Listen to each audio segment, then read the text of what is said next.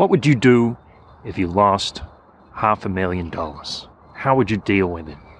Mentally, emotionally? Welcome once again to Cryptonomics, Principles of Cryptocurrency and Investing. The other day I got a chance to interview my friend, Emancipated Human and servant leader, Fernando Mises, and we talked a lot about money, what it means to lose money, what lessons you can learn when you do lose it. So remember to check out Luis's website and his podcast, Emancipated Human. You can also buy some kratom from him, which is a plant famous in Southeast Asia, famous in the health community. Link in the description. Thank you so much to all those people sharing, commenting, liking, subscribing, re-steaming, retweeting. It means a lot. Feels like we're building a community, so I really appreciate that. Let's get into it. Take your profits.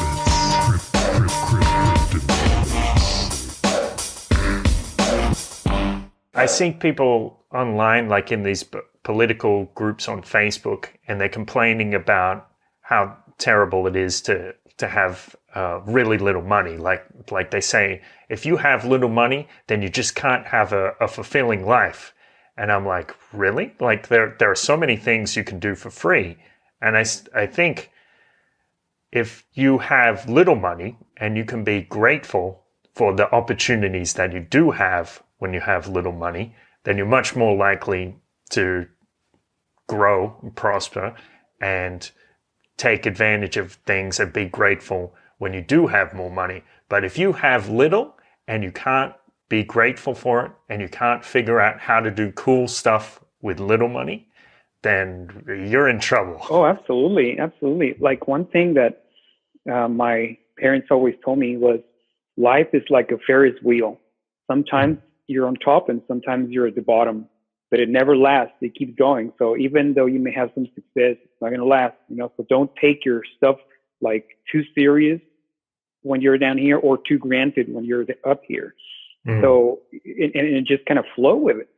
And I think that, like the lack of flexibility on those, I guess, revolutions, it creates a lot of stress and people like, things come and go. And like, especially like, us entrepreneurs that are just doing our own thing, a lot of times, like some months are like rainfall and some other months are like Sahara desert, so you have to kind of learn how to go with things. It's kind of interesting and fun. I think it's happened to, well, it's certainly happened to me. I know it's happened to you and a lot of people in crypto where they've lost a lot of money.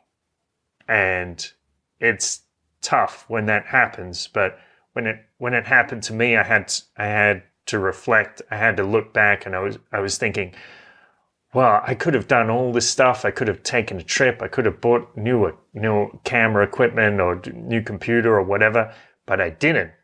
And I thought, wow, I was taking that for granted. I wasn't really grateful for what that money was offering me. If I had been more grateful, then I would have used it for something productive. I can see some of that, but I can also see some other perspective on that. Like, yep. I definitely take advantage of that. And I when we have money, and again, like the circle that I was telling you about, when we have some, like, we travel, we go places and whatever. And when we don't, I tell my kids, we're not making as much right now, so we're going to hang tight and we're going to stay home and play video games, go across the street, go to the park, go biking. Like you said, you have to be creative. There's a lot of things that we can do with that money. When we have money, like every month we buy a video game for each kid and we rotate. And so there's a lot of things because we're grateful. But it's not just for us as well. This is something that like my parents taught me growing up, like our little neighbors, if somebody's around and we're going to go to the lake or places, we take people with us, we take family. I like to be able to give experiences to people that are near me because, I love them and that's what I like to do. Now, I also like to keep money aside, but the whole being at the bottom of the Ferris wheel, it gets kind of tough. So I don't want to just be grateful all the time and spend it all. Yeah. Yeah. Well, there's two sides to everything. In my case, I was probably being too stingy. I should I should have spent a bit more and improved my life because of it. But every situation is different. Oh yeah, absolutely. And I try to be stingy. I'm naturally a spendy person. So I'm like, especially now that crypto's a little bit down, Mm. I try not to do a lot of those things. It's kind of challenging. And then, goes and does a 3-day juice fast for $200. But yeah, it's losing money is actually kind of an interesting experience. And, I've always liked to say that you can really get to know people when you give them power, when you give them money, and when they're under stress. Those are the three things. Like that Yes. really brings your true person out. Especially also, being drunk. Those are the things. So how do you behave when you have a lot of money? Like, I think that those are kind of like, and in chemistry, the triangle is the heat element that brings the to the essence of that whatever you're heating up.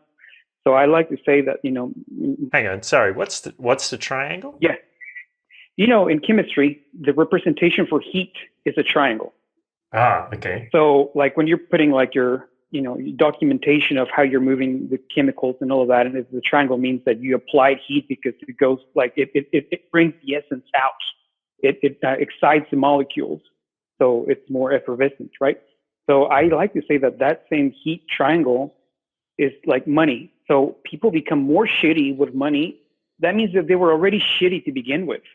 Now they're shittier because they have more power and influence. On the other side, if people are nice and they get a lot of money, you start seeing them doing nice things. So again, money is just an enhancement tool for your personality, just like power, So I want to say that I like to, prepare my kids in that same situation. Like, you have to be the same person when we have money, when we don't have money, when you're with people, when you're alone, like under stress or under normal circumstances, you have to focus on, certain things, like respecting people, being nice, doing what you say you're going to do, and whatever other values that we think they're important, right? So like other things that come into our awareness, they're just like either helping you be better, or, you have to move them away. So, I mean, it's a very complex situation. So like the losing money, you probably know, like last July, not this one, but last year, my best friend died. And it's kind of a funny story too. Not that he died, but how. So my wife is, I love her so much, but sometimes she finds purpose for money whenever I make a little extra. She's like, oh, we need this. So we end up buying something else, right? So I started saving money. I was sending my friend like $500 a week. And, in an effort to kind of keep my like secret stash if we needed like, a new car or house or whatever, because I knew crypto was going to go up. And suddenly, my best friend goes to Costa Rica to do some water sports, and he passed. And he had like, I mean, I don't have anything. Like he was putting everything under his account. So here I am, and that was probably like close to like $400,000. The money comes and goes. It's, if I was able to generate $500,000 before, I can do it again. That's not a problem at all. Like actually losing somebody that you love, that you text with every fucking morning, like that is the real loss, in my opinion. Like, I mean, I still, connect with his mom and dad, text, and, how you doing? I went to visit them. That's the real part. So again, going up and down, money comes and goes. It's not a, whatever. Yeah. Well, it's definitely right. Like, if someone's in that situation where they do lose money, and I'm sure it probably happened to most people listening to this, if they have crypto, at least they can take solace in the fact that they still have their loved ones, and there's a lot of comfort in that. Absolutely. Like, there's so many people that I've known, or not known, but I've read about, like they're in Wall Street and all that stuff, that they lose a bunch of money and they're like committing suicide because they cannot see their life without all this money. And, I'm really grateful for my wife, because like she told me, she said, if we have to go to an apartment and start over again, we'll do it. We started at the bottom. We can do it again. Don't worry about it. Like that level of support. So when you have that, like I'm getting teary. Like when you have the level of support from your partner, and you know that you have skills, then, you're basically like unbreakable at that point, And I think that makes a real big difference. And, she's also a real social butterfly, wanting to go places, connecting with people, helping out. And so, like, again, I see money as an agent of good, because that's what's inside me. I mean, we're all black and white, good and evil, but I like to consciously focus on what I can do to help myself and others. Quick commentary on that clip. So I said, if I had been more grateful, I would have spent more money. And Luis said that he has to be grateful by saving his money. So it pays to be aware of your own nature, whether you're a more spendy person or a more savvy person. And this also clicks in to what I was talking about in the previous episode, Bitcoin is like poker, when I talked about risk-inclined and risk-averse personalities. So I recommend you go back and listen to that episode with that in mind. Quick shout-outs. Chuck Williams of the Dash user experience team commented on one of my videos on Facebook saying it was legit work and he liked it. It's so nice to have the respect of the people who are out there building the future.